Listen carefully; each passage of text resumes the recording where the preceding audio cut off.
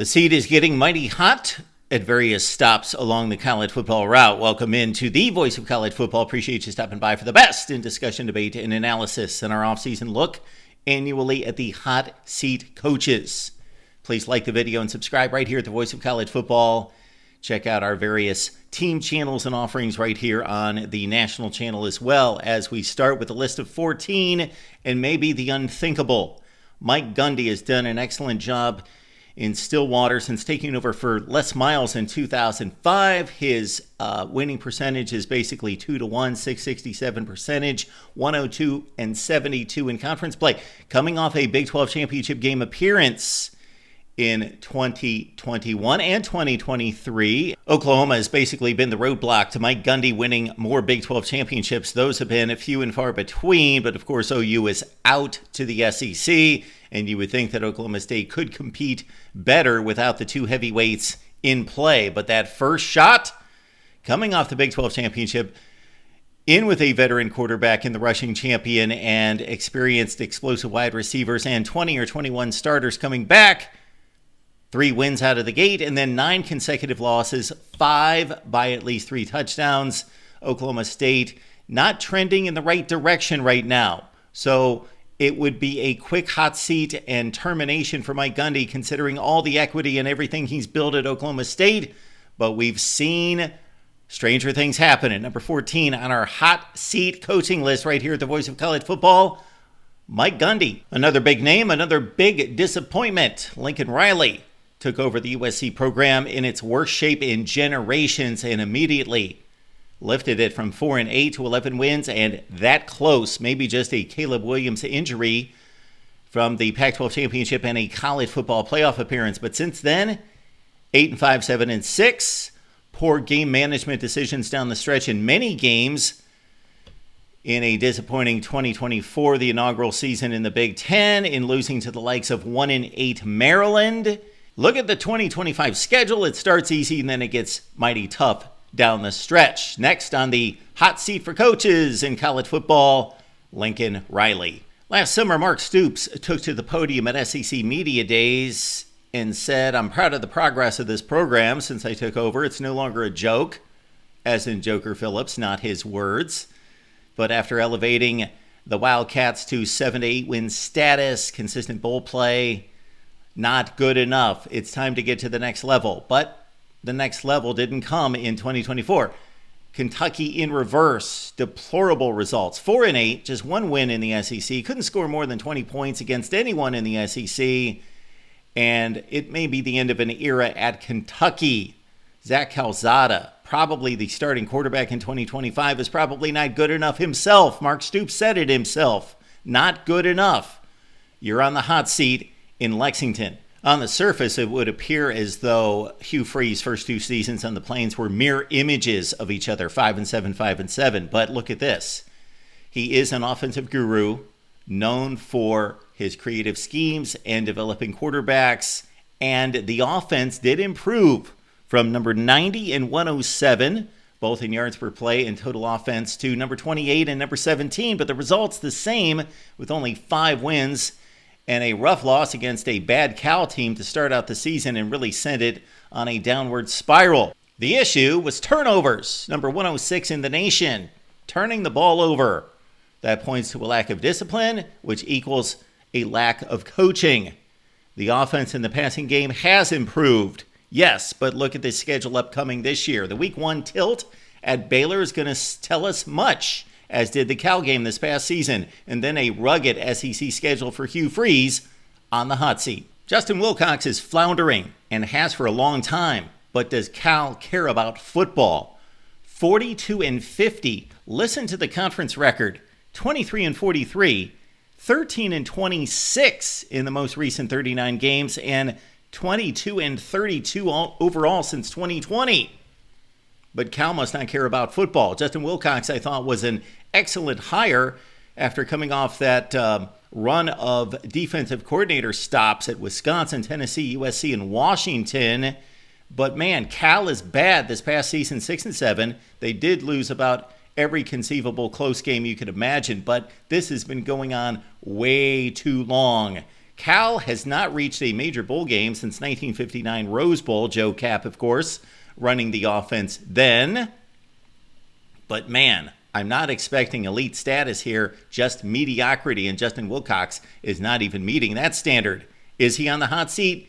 He should be. Brent Brennan did not win at San Jose State, 34-48, but that somehow earned him a job in a power conference at Arizona. And Jedd Fisch has been a tough act to follow, taking his 10 wins to Washington, of course.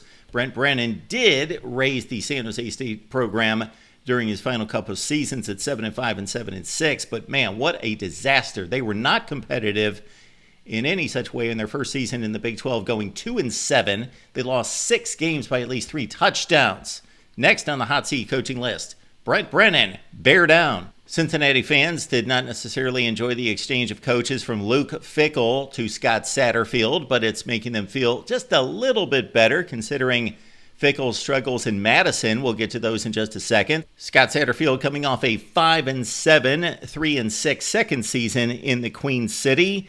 They were 5-2. They lost 5 consecutive games, but they remained competitive in almost all of those games. But Scott Satterfield, not necessarily a guy that has endeared himself to fan bases, and it looks similar in some ways to the Matt Wells situation at Texas Tech when he was fired after being 5-2. Next on the hot seat coaching list, and we will see about the standards at Cincinnati after a 3rd consecutive losing season, most likely with Scott Satterfield. Mike Locksley has been talking about breaking through to the elite level of the Big Ten for a few years now. Well, in his attempts to break through, he got bounced all the way back down to the bottom of the Big Ten, 1-8.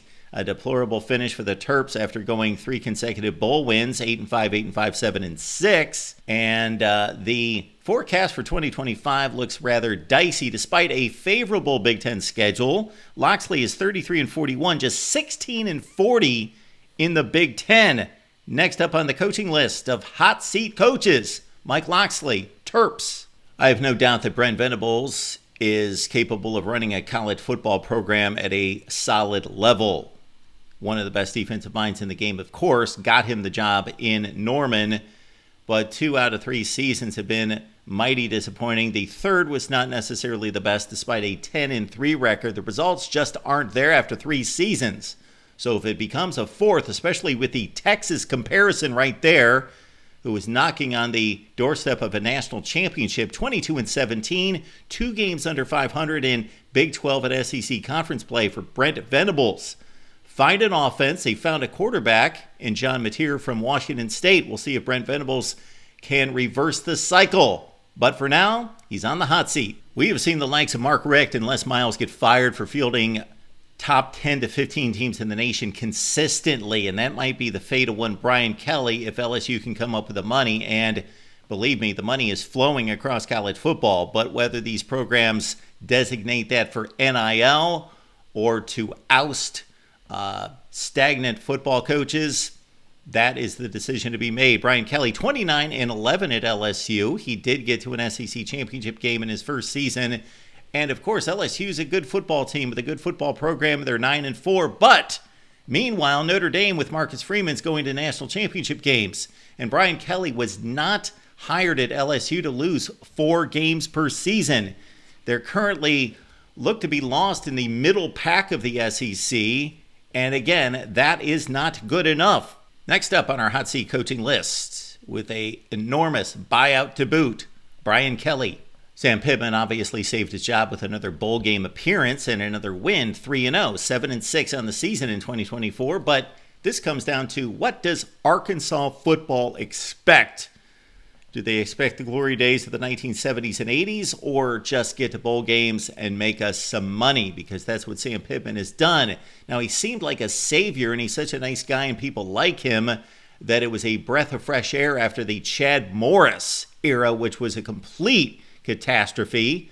But Pittman's just 30-31, 14-28, winning 33% of his games in the SEC. That's horrible. Next up on the list, Sam Pittman, Hogs. I'll ask the same question about Pitt football that I did Arkansas. What's reasonable to expect? What does the administration expect? What does the fan base expect reasonably? This program's been going 7-5 forever since the late 1980s, but Pat Narduzzi was at least meeting expectations for the first few years and then broke through with an ACC championship in 2021 and a 9-win season following. But since then, 3-9, and then you may say, Mark, 7-6, not bad. That's back in the Pitt range. But 6 consecutive losses after a smoke and mirror 7-0 start. Not really a good football team, not a good look, not competitive against a weak schedule. Got throttled in a showdown game against SMU in Dallas, in which they would have carved their path to an ACC championship game, and they were down 48-11 in the third quarter. Not competitive against good teams. Pitt's headed in the wrong direction. Narduzzi has been a fine coach, but he's also in that Satterfield category of not necessarily pleasing a lot of people with his demeanor and friendly talk. Next on the hot seat coaching list, Pat Narduzzi, Pitt. I admit it, I was wrong, at least thus far, on this one. I thought Wisconsin had hit the coaching gold mine with Luke Fickell.